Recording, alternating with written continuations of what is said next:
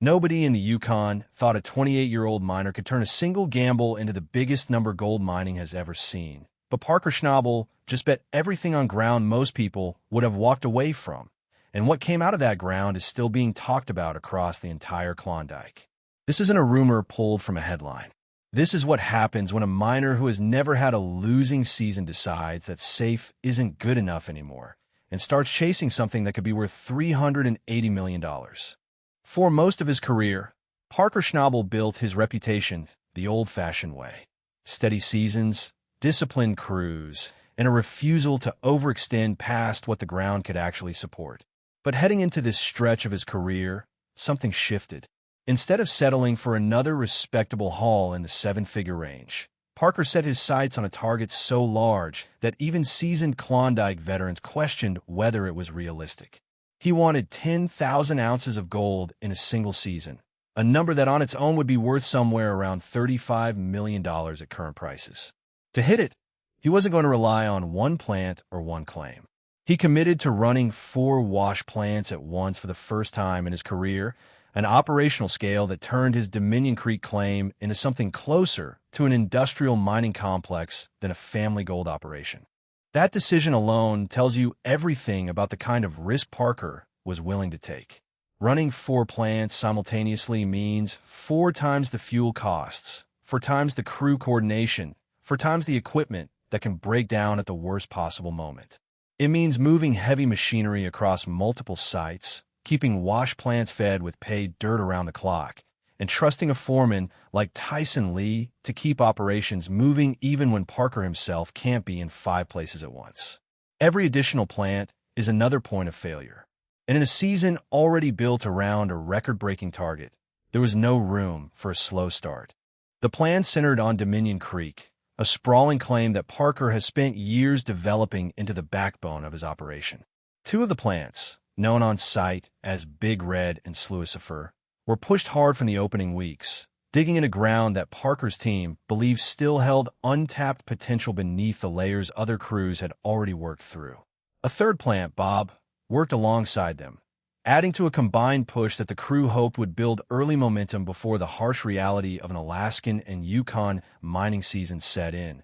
Shortening days, dropping temperatures, and a ticking clock that doesn't care how ambitious your season goal is.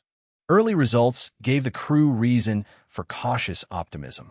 Weekly weigh-ins started stacking up numbers that, added together, pointed toward real progress against that 10,000-ounce target. 1 week alone brought in gold from multiple cuts across the claim, edging Parker's season total past the halfway mark of his goal. It wasn't the explosive, overnight jackpot some viewers might expect from a story this big. It was grinding, methodical progress, built shift after shift, cleanup after cleanup. That's the part people forget when they hear about massive placer mining seasons. The gold doesn't show up all at once. It shows up ounce by ounce, tray by tray, until one day someone adds up the numbers and realizes just how far the operation has come. But ambition at this scale always comes with exposure. And Parker's season delivered exactly the kind of gut punch moment that separates a good season from a legendary one. In the middle of the push toward his record target, one of his key excavators suffered a serious breakdown, the kind of mechanical failure that can stall an entire operation for weeks if it isn't handled fast. For a crew running 4 plants on a tight schedule, losing a major piece of equipment isn't a minor inconvenience. It's a direct threat to the season's entire trajectory.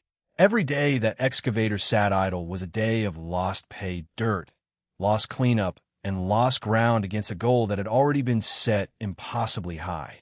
This is where Parker's reputation as a calculated risk-taker actually got tested in real time.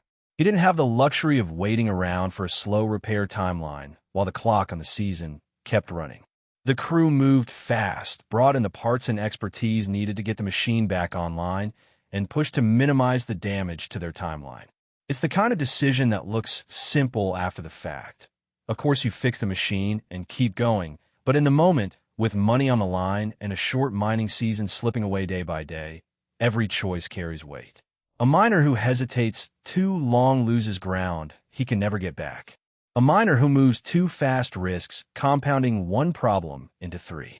Parker's crew threaded that needle, and the operation came back online without losing its shot at the season's biggest numbers.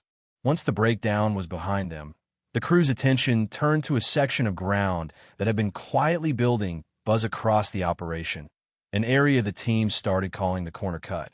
Early signs from this stretch of Dominion Creek suggested it held some of the richest potential of the entire claim, with estimates from the team pointing toward as much as $20 million in recoverable gold sitting in that single section. That kind of number inside one cut on one claim is the sort of thing that can redefine an entire season if it plays out the way the crew hopes. It's not a guarantee. Placer Ground has humbled plenty of miners who got ahead of themselves chasing a rumor of rich pay dirt, but it's exactly the kind of high-upside gamble that fits the story of a miner who decided this was the year to stop playing it safe. As the weeks pushed forward, the numbers kept climbing. Plants running side by side meant multiple weigh-ins converging into one growing season total, each cleanup adding another layer to a haul that was already tracking toward one of the most productive stretches of Parker's career. Reports from the operation pointed to totals climbing past the $10 and even $11 million mark at various points in the season, a figure that on its own would be a career highlight for most miners. But for an operation built around a 10,000-ounce target and a corner cut that could be worth $20 million more, it was still just the middle of the story, not the ending. What makes this season different from a typical placer mining run isn't just the size of the numbers. It's the philosophy behind them. Most operations in the Klondike are built around minimizing risk.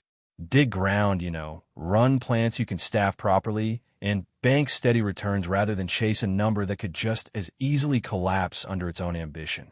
Parker's approach this season flipped that logic. He built an operation big enough that a single mechanical failure could threaten the whole season, staked his target on ground that demanded near-flawless execution across multiple sites, and did it all while publicly committing to a goal large enough that failure would be impossible to hide. That's not the move of someone protecting a reputation. That's the move of someone trying to build a new one. And that's exactly why this season has people across the mining world paying attention. When a miner with Parker's track record, someone who has never walked away from a season in the red, starts taking swings this big, it forces everyone else in the industry to reconsider what's actually possible on a placer claim. If the corner cut delivers anywhere close to its estimated potential, and if the rest of Dominion Creek keeps producing at the pace it's shown so far, the season stops being just another strong year for Parker Schnabel. It becomes a case study, a blueprint for what happens when a young miner with enough experience to know the risks decides the safe path isn't worth taking anymore. Of course, none of this comes without real financial exposure. Running 4 wash plants means burning through fuel, parts, and labor at a rate most operations never approach. A single excavator breakdown can cost tens of thousands of dollars in lost production before it's even fixed. Chasing ground like the corner cut means committing crew and machinery to a bet that could just as easily come up short as it could pay off big. Every mining season carries this tension between opportunity and exposure, but few operations this season have leaned as hard into that tension as Parker's crew has. It's a reminder that behind every big number reported at the end of the season, there's a mountain of daily decisions, mechanical gambles, and financial pressure that never makes it into the highlight reel. As the season pushes toward its final stretch, the question hanging over the entire operation is simple. Does the gamble pay off the way Parker is betting it will?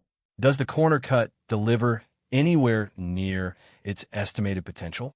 Does the combined output from Big Red, Sluicifer, and Bob keep climbing fast enough to reach, or even surpass, that 10,000-ounce target?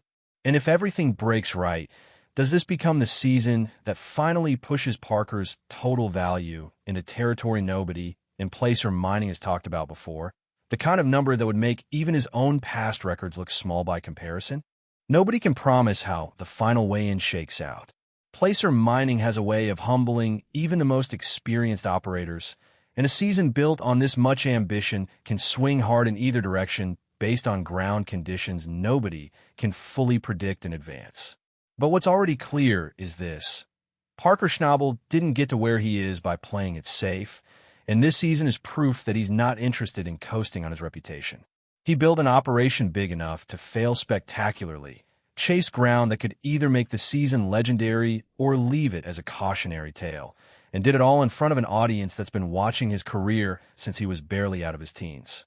Whether the final numbers land at 10 million, 20 million, or climb toward the kind of once-in-a-generation total that redefines what a placer season can look like, one thing is already certain.